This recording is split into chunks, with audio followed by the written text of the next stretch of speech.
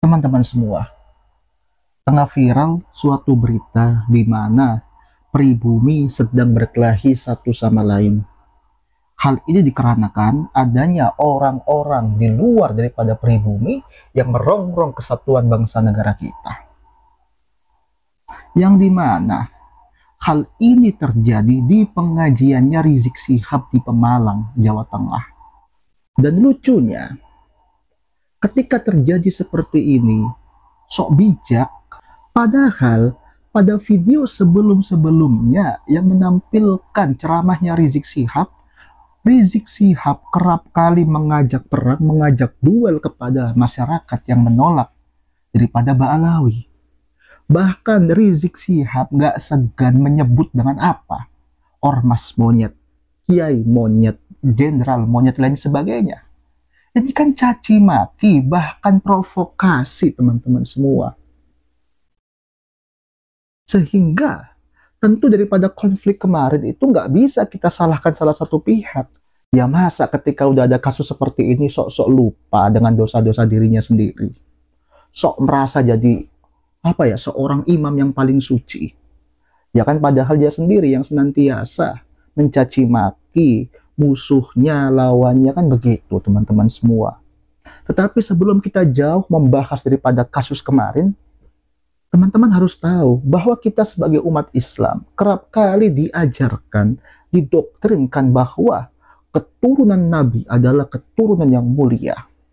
Mereka adalah penjaga agama, bahkan sampai penjaga negara. Yang bahkan banyak juga para habaib ini, orang-orang Ba'alawi, berdakwa bahwa mengapa Indonesia masih aman-aman saja? Karena di sini ada ahlul bait Nabi. Mereka dicintai sehingga Indonesia jarang sekali ditimpa bencana oleh Allah Subhanahu wa Ta'ala. Kan begitu teman-teman semua. Bahkan yang kita anggap sebagai orang yang terbuka, open minded, yaitu Bang Ja'far ya. Saya nggak mau manggil Habib. Bang Ja'far ini ternyata sama aja kalau dia untuk membela daripada kelompoknya. Artinya sudah mendarah daging daripada apa? Ta'assub bil ghabilah. Tradisi menghormati keturunan Nabi itu terbesar dan tertinggi di Indonesia. Di Indonesia. Karena itu saya tidak pernah percaya bahwa Indonesia ini pernah diazab. Betapapun kita kena bencana sering, itu bukan azab. Karena di sini jangankan Nabi, tapi keturunannya saja sangat dihormati. Dan jujur teman-teman semua, saya sebenarnya udah malas bahas daripada nasab-nasab Ba'alawi atau Habib-Habib di Indonesia. Ya karena emang gak ada ujungnya daripada hal ini. Tetapi dua konten kemarin saya itu terkait daripada pertempuran antara Bani Hashim dengan Bani Muawiyah, kemudian dinasti Abbasiyah. Seharusnya kalau kita punya akal yang merdeka, kalau kita punya mata, punya hati, kita akan melihat kok sejatinya yang merusak Islam, yang merongrong Islam bukanlah orang kafir, bukanlah orang luar, tetapi siapa? Sanak keluarga Nabiullah Muhammad Sallallahu Alaihi Wasallam. Catat itu. Muawiyah pun keluarga Nabi. Abu Abbas As-Soffah pun keluarga Nabi. Catat teman-teman semua. Lalu kalian mau beranggapan sebagai keturunan paling mulia karena engkau mengaku daripada keturunan Nabi Muhammad. Gak bisa semacam itu. Sejarah tidak pernah berbohong kepada kita bahwa mereka lah yang berdarah daripada keturunan Nabiullah Muhammad adalah para perusak Islam. Kan begitu teman-teman semua. Kemudian saya melihat jika konflik ini makin parah ya, bisa jadi Indonesia akan menjadi Suriah jilid 2. Mengapa demikian? Mari kita bahas teman-teman semua.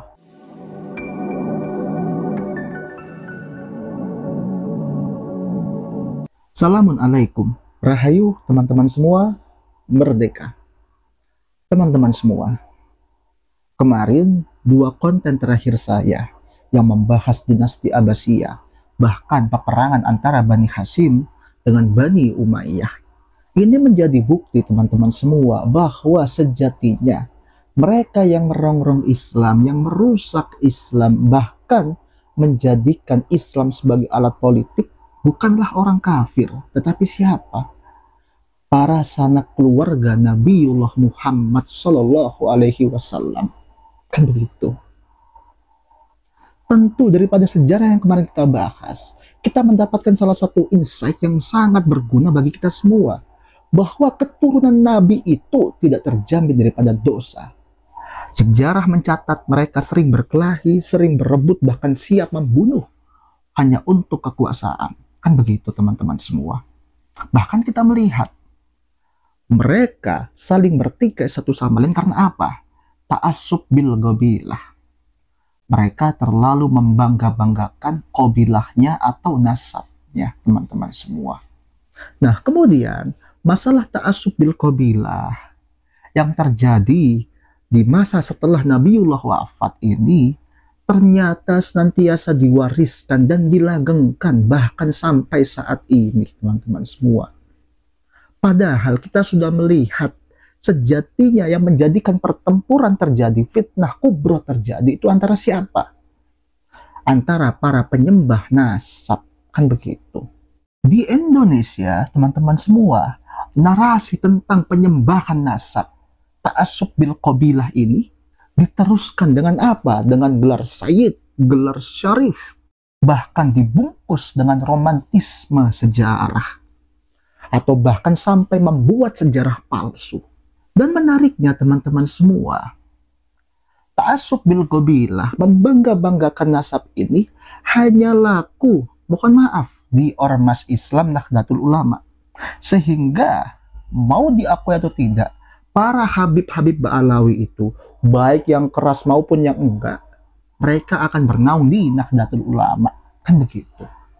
Kemudian, saya mengajak kepada teman-teman saya yang Islam, ya, ayo jujur, sejak kapan Islam mengajarkan bahwa kemuliaan manusia itu terlihat daripada nasabnya? Sejak kapan? Hal itu terjadi karena kepentingan konflik. Hal itu terjadi karena apa? Sikap sifat jahiliyah yang masih diwarisi sampai sekarang. Tapi anehnya, masih banyak sekali masyarakat awam Indonesia yang mendewakan mereka. Menganggap mereka sebagai laksana orang suci, tiada berdosa, lain sebagainya, kan begitu. Padahal teman-teman semua, mayoritas Habib di Indonesia itu, ya khususnya Ba'alawi itu, mewarisi daripada budaya-budaya feodal.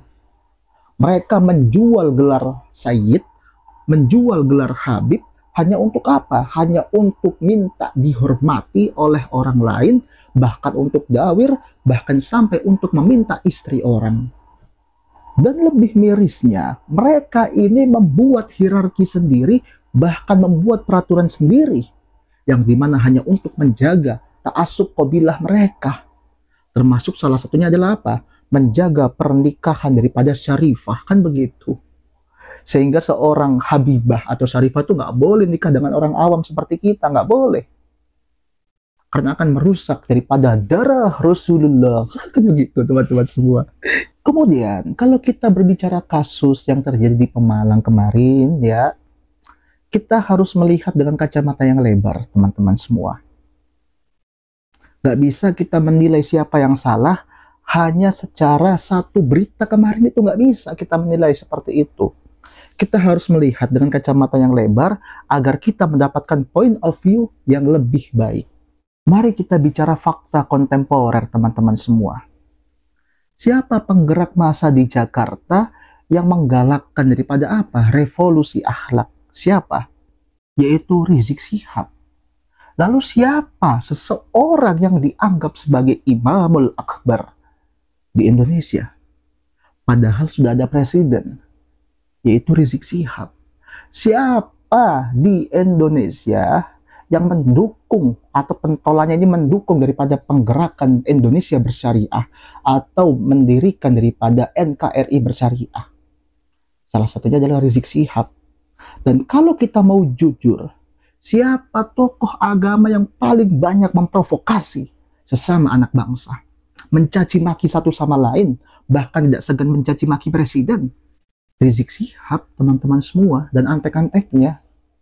Dan kalau Anda ingat, pada tahun kemarin, tepatnya pada bulan Agustus, tanggal 10 kalau nggak salah itu, Bukankah ada penyerangan yang dilakukan oleh sekelompok yang mengenakan pakaian MBS, Majelis Bahar Smait ya, mungkin. Dan bahkan penyerangan ini di live-kan, di streaming-kan di akun YouTube-nya Sayyid Bahar bin Smait kalau nggak salah itu. Yang bahkan anggota Banser sampai luka-luka. Yang bahkan mobil kiai dirusak lain sebagainya. Anda harus ingat itu. Padahal pada waktu itu ya tidak pernah ada gerakan untuk, mohon maaf, mengkriminalisasi para habaib, itu nggak ada. Tetapi mereka yang bermain dulu, mereka yang merusak terlebih dahulu, mereka yang intimidasi, mereka yang melakukan provokasi, lalu sekarang teriak-teriak. Kan lucu. Bahkan tepatnya pada Idul Adha kemarin, kalau nggak salah itu ya, atau Lebaran kemarin saya lupa, Rizik Syihab itu menantang perang kepada pasukan atau kepada masyarakat yang menolak daripada nasab Ba'alawi. Dan kita yang menolak dianggap sebagai siapa? Sebagai pembenci ulama. Lah, sombong betul, songong betul. Dia mengklaim dirinya sebagai ulama. Sombong orang-orang semacam itu. Kemudian, gak hanya menantang perang, sampai-sampai mencaci maki. Dikatakan kiai monyet, jenderal monyet, ormas monyet. Tentu caci maki seperti ini tidak mencerminkan daripada akhlak seorang muslim. Entah dia masih muslim atau bukan, atau jangan-jangan ia hanya melanjutkan tradisi para leluhurnya yang menunggangi Islam sebagai alat politik, teman-teman semua. Dan kalau Anda tahu, ya, saya sering komunikasi dengan Prof. Sugiharto, ya. Beberapa kali saya komunikasi dengan Prof. Sugiharto, bahwa kerap kali ketika ya Kiai Imad dan teman-temannya ingin melaksanakan daripada agenda seminar, diintimidasi oleh kelompok-kelompok FPI, teman-teman semua. Diintimidasi, bahkan di UIN Jakarta itu nggak jadi, karena apa? Adanya intimidasi, tekanan massa daripada kelompok FPI. Catat itu. Jadi siapa? Kalau kita melihat daripada rentetan yang panjang semacam ini, siapa yang memulai? Kalau kita melihat akumulasi lain sebagainya, kita akan tahu siapa yang sejatinya seorang provokator, siapa yang sejatinya seorang penjahat, dan siapa yang seharusnya dibina. Kalau memang nggak bisa dibina, dibinasakan. Siapa? Kan begitu, teman-teman semua. Dan lucunya, negara masih saja memelihara orang-orang seperti ini. Kemudian, teman-teman semua, daripada akumulasi semacam itu, sampai terjadi hal yang tidak diinginkan, itu apa? Bentrokan. Tetapi ketika saya melihat video daripada sisi yang lain, termasuk daripada sisi pendukungnya Rizik Syihab, ternyata mereka juga udah bersiap-siap untuk konflik. Ya, tempat lokasi kita untuk transit ini sudah siap-siap untuk tempur sama nih ya, silakan untuk bisa segera merapat. Udah banyak datang. Pemalang ya Pak ya? Artinya apa? Memang kelompok Rizik Syihab sudah siap untuk konflik lain sebagainya. Dan saya juga menduga bahwa kelompok PWI-LS juga sudah siap akan hal ini.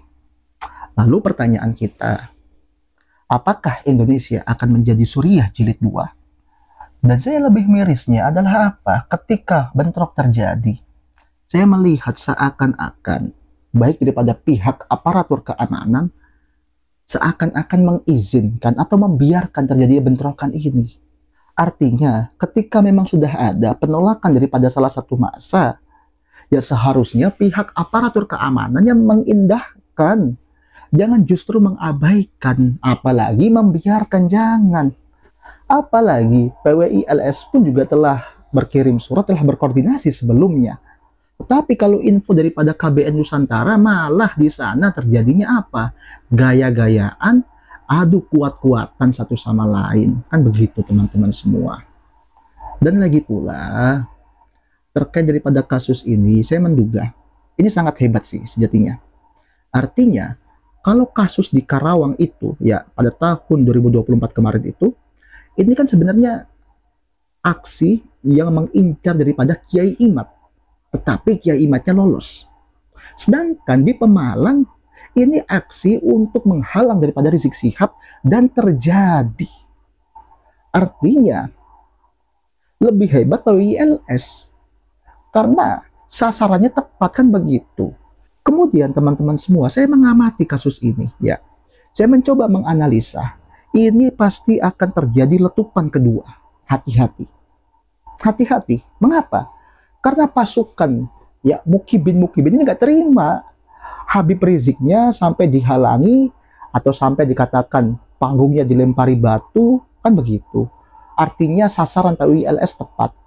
Ini nggak akan terima teman-teman semua, pasti akan melakukan serangan balasan. Itu analisa saya ya. Benar atau tidaknya wallahu a'lam. Dan kalau terjadi balasan kepada PWILS, ini pasti akan menyasar kepada orang penting di sana. Bisa Kiai Imat, bisa Gus Abbas, ataupun Gus Fuad Pleret. Ya hati-hati aja, kan begitu. Ya buat teman-teman orang-orang Jawa ya di PWILS perbanyak lagi amalan-amalan kejawennya, kan begitu. Masa kalian mengaku sebagai ormas daripada Wali Songo masih kena bacok? Kan nggak lucu teman-teman semua. Apalagi Wali Songo itu berdakwah dengan penuh kanuragan. Ya ini kritik buat PWILS. Karena saya melihat beritanya banyak juga korbannya dari PWILS, kan begitu teman-teman semua. Nah kemudian teman-teman semua, daripada kasus ini tentu kita akan mengambil pelajaran yang sangat berharga. Bahwa Tuhan itu sangat mudah sekali menaikkan derajat manusia dan begitupun untuk menjatuhkannya. Kita melihat pada tahun 2016 bagaimana Tuhan ini mengangkat derajatnya Rizik Syihab. Dicintailah ya 80% di Indonesia. Tetapi pada saat ini Allah runtuhkan dia sampai ke titik terendah. Kalau sebelumnya hanya ditolak lain sebagainya, tetapi ini di Pemalang terjadi bentrok fisik di acaranya sendiri. Artinya apa? Masyarakat Indonesia telah sadar terhadap penjajahan berkedok agama, penjajahan berkedok nasab lain sebagainya. Dan ingatlah bahwa iman itu bukanlah diwarisi. Iman itu tidaklah kita dapatkan daripada seorang ayah yang beriman, apalagi seorang kakek yang beriman. Gak dapat teman-teman semua. Tetapi iman itu datang ketika kita mencari dan atas daripada pertolongan Allah Subhanahu wa Ta'ala. Nah, karena itu hentikanlah daripada ta'assub bil qabilah kita. Ayo berdamai, kalau memang gak mau berdamai silahkan, jadikanlah Indonesia Suriah jilid 2. Kita akan melihat siapa yang paling kuat dan siapakah yang akan terusir. Orang-orang Ba'alawiyahankah atau orang pribumi, kan begitu. Tetapi yang wajib kita ingat adalah apa? Mau menang mau kalah, yang menjadi korban tetaplah saudara kita sendiri, tetaplah pribumi. Sedangkan mereka, para penguasa agama, khususnya orang-orang Yaman, khususnya orang-orang Ba'alawi, akan tepuk tangan atas kebodohan kalian semua. Sekian dari saya. Wallahu muwaffiq ila aqwamit thoriq, fastabiqul khairat. Rahayu teman-teman semua. Merdeka.